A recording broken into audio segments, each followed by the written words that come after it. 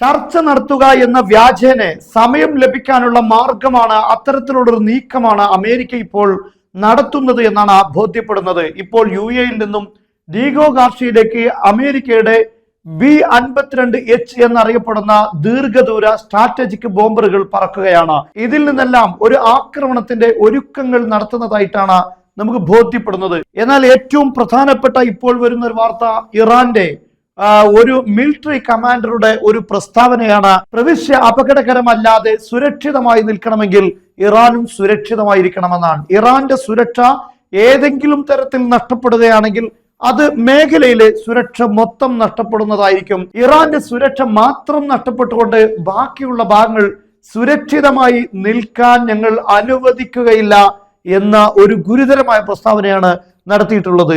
ഇത് ഹദ്ദത്ത് America അംദ Iran, ഇറാന്റെ സുരക്ഷയെ അമേരിക്ക ഭീഷണിപ്പെടുത്തുകയാണെങ്കിൽ പ്രവിശ്യയിലുള്ള അമേരിക്കയുടെ എല്ലാ ബേസുകളും അതുപോലെ തന്നെ ഇസ്രായേൽ ഭരണകൂടവും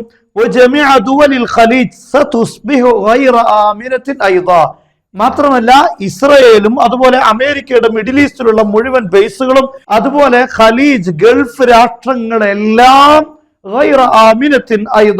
അതൊന്നും സുരക്ഷിതമായിരിക്കുകയില്ല എന്നാണ്. എന്ന് പറഞ്ഞാൽ ഇറാന്റെ സുരക്ഷയെ ഭീഷണിപ്പെടുത്തിയാൽ ബാക്കിയുള്ള എല്ലാവരുടെയും സുരക്ഷ ഞങ്ങളും തകർത്ത് കളയും. ഇറാന് മാത്രം പ്രതിസന്ധി ഉണ്ടായി ബാക്കിയുള്ളവരൊക്കെ സുരക്ഷിതമായി നിൽക്കുമെന്ന് വിചാരിക്കേണ്ടതില്ല.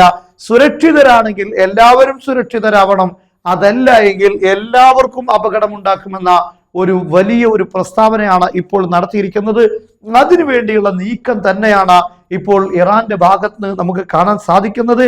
എന്തായിരുന്നാലും അമേരിക്ക ഇപ്പോൾ ആക്രമണത്തിലുള്ള നീക്കങ്ങളാണ് നടത്തുന്നത് എന്ന് ബോധ്യപ്പെടുന്നു. അതേസമയത്ത് മിഡിൽ ഈസ്റ്റിലുള്ള മറ്റു ഗൾഫ് രാഷ്ട്രങ്ങൾ അവർക്ക് അപകടം വരാതിരിക്കാൻ വേണ്ടി അവിടെയെല്ലാം പ്രതിരോധ സംവിധാനങ്ങൾ, പാട്രിയറ്റ് ബാറ്ററികൾ, താട് സംവിധാനങ്ങൾ ഇതെല്ലാം വിന്യസിക്കുകയാണ് ഇപ്പോൾ അമേരിക്ക ചെയ്തുകൊണ്ടിരിക്കുന്നത്.